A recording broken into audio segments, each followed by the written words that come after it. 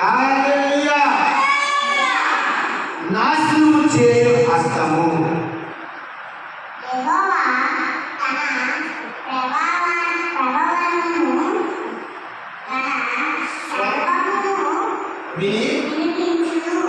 ప్రచండమైన కోపముతో దహించు జ్వాలలను కలకలను గాలివాన గడగంటతోను తన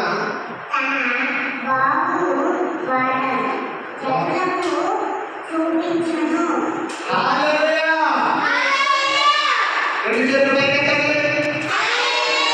హల్లెలూయా. హల్లెలూయా.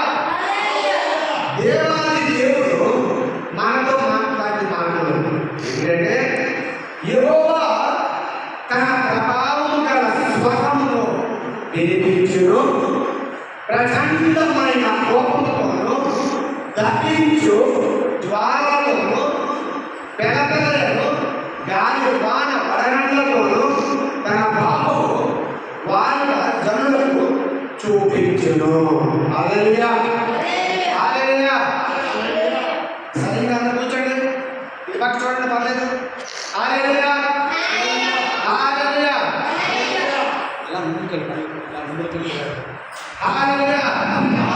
యెహోవా తన ప్రభావం గల స్వరం. దేవుడి స్వరం ఆలకిస్తే మనం బ్రతుకుతామా? దేవుడి స్వరం ఆలకిస్తే మనం బ్రతుకుతామా? బ్రతుకం.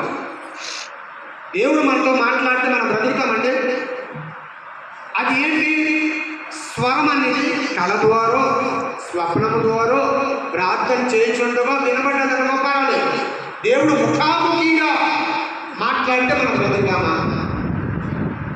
హల్లెలూయా.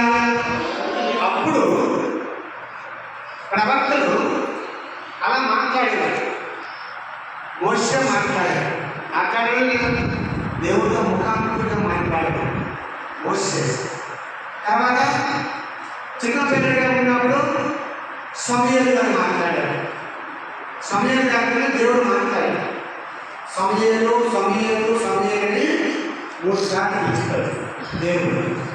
3 సార్లు కూడా సమూయేలు గారు ఏలీ గారి దగ్గరికి వెళ్ళి మాట్లాడారు.